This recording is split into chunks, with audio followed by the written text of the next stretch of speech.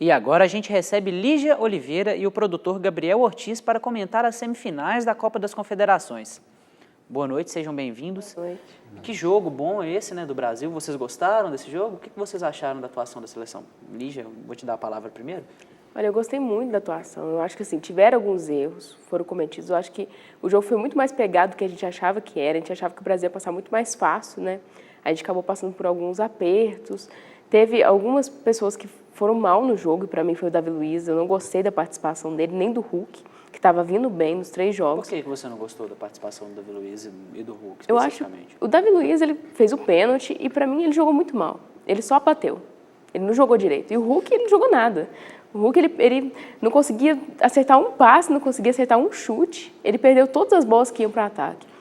Você, Gabriel, você concorda com o que a Lígia disse? E completando até o que ela disse, você acha que essa má atuação, principalmente do Davi Luiz, se deveu à catimba uruguaia ou não? Eu colocaria junto com o Davi Luiz, colocaria o Thiago Silva também, que não jogou bem. Não apareceu, né? Isso comprova pra gente que a gente tem bons zagueiros, excelentes zagueiros e uma não tão boa zaga. O gol do Uruguai foi ridículo. Isso foi prova da catimba. Thiago Silva está com a bola, chuta para frente. Não é assim que se faz, ainda mais em campeonato importante. E a catimba uruguai que você perguntou foi eficiente. O Davi Luiz, para mim, no lance do pênalti, deveria ter sido expulso. Não foi só um puxão. O Luiz Gustavo também. O Luiz Gustavo colocou o pé no peito do Uruguai e também deveria ter sido expulso. Então, graças ao juiz, que foi maleável, a gente conseguiu vencer. Mas a catimba do Uruguai poderia ter mudado o resultado do jogo. O Lugano, ele estava praticamente em todas as cenas de confusão, de princípio, de foco de confusão do Brasil com o Uruguai. Exatamente. Você que é de São Paulo, você veio de São Paulo, você já deve ter visto mais o Lugano quando ele jogava no São Paulo, naquela época, no início dos anos 2000. Eu queria saber de você, ele sempre foi um jogador assim e ele costuma ter essa participação? Se o Forlan acerta o pênalti, se é gol, o jogo ia se luganizar, porque não ia ter jogo. O Lugano, ele é um zagueiro excelente, de um alto nível técnico, mas ele segura a bola, ele faz catimba, ele bate. Provoca demais. Ele já era assim no São Paulo. No São Paulo ele era mais novo, então o nível técnico aparecia um pouco mais. Ainda acho ele um excelente zagueiro. Mas se o Forlan acerta o pênalti, o jogo vai ficar com a cara do Lugano. E dificilmente a gente ia conseguir virar. Dificilmente. Você concorda, Lígia? Concordo.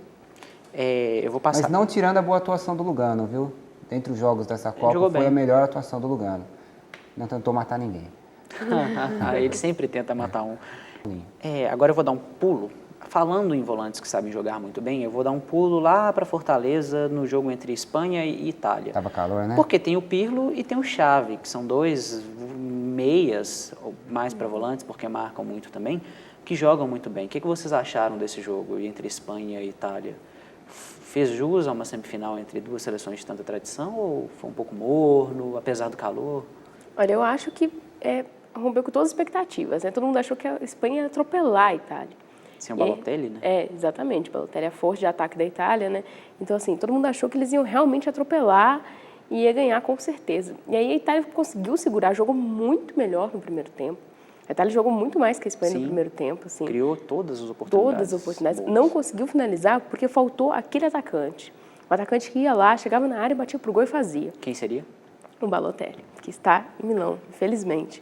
Mas a Itália teve muitas oportunidades. O Pirlo foi, como sempre, crucial, assim, tanto para segurar lá atrás quanto para armar jogadas. Eu acho que a Itália ela apostou numa coisa que é muito tradicional do time italiano, que é essa força defensiva, de marcação. Porque após a chegada dessa nova leva, assim, essa novidade do ataque da Itália, eles começaram a ser mais ofensivos. Eles começaaram a sair mais para o ataque. Abusar mais, né? Porque eles têm um ataque muito rápido. E Shaarawy, Jacqueline. Exatamente. E eles sempre tiveram aquela tradição de segurar bem na defesa e só sair na boa. E eles fizeram a mesma coisa dessa vez. Sim. E tiveram... As oportunidades da Itália foram muito maiores que da Espanha. Muito maiores. E segurou. A Espanha chegou uma hora que ela não conseguia mais jogar. E o que a gente pode esperar dessa final agora, entre Brasil e Espanha? O Brasil dá conta de ganhar, porque a Espanha tem vindo de um... Se a gente for pegar os últimos 2 jogos contra da Espanha, ela não foi tão bem assim, ela sofreu muito, ela sofreu muitas investidas ao gol, que não é tão normal. Contra a Nigéria, apesar de a Espanha ter dominado na posse de bola, foi um caso muito parecido do Barcelona com o Bayern de Munique, que o time teve o domínio, mas levou muito mais investidas na defesa.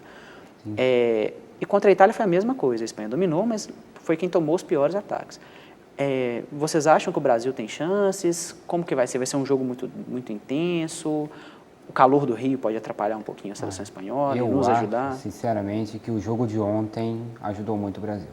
Porque o time espanhol, eles estão acabados, literalmente acabados, e era uma disputa de pênalti difícil.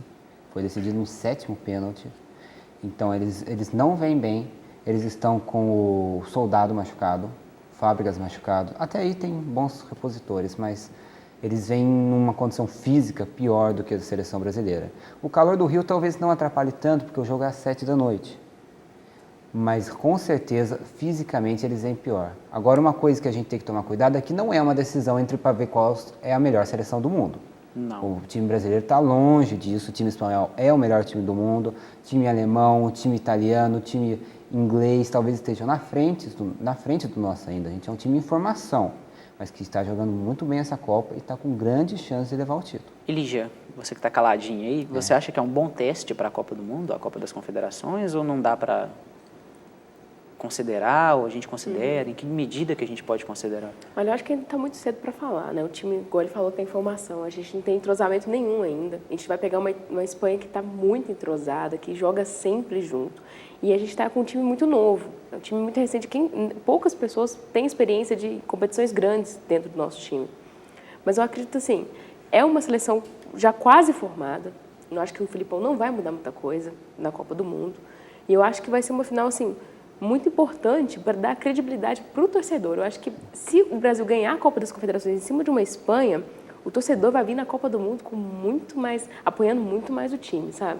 Mas eu acho que o Brasil consegue ganhar sim, igual ele falou. A Espanha está muito desgastada, tem muitos jogadores machucados e o Brasil, realmente, eu acho que ele vai vir com tudo. Você acha, então, que o Brasil, se ganhar essa Copa das Confederações, deslancha?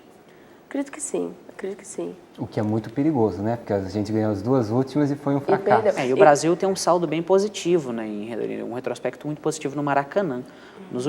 Segundo dados do Globo Esporte aqui, nos últimos 104 jogos, nos 104 jogos oficiais ocorridos no Maracanã, o Brasil só perdeu 7.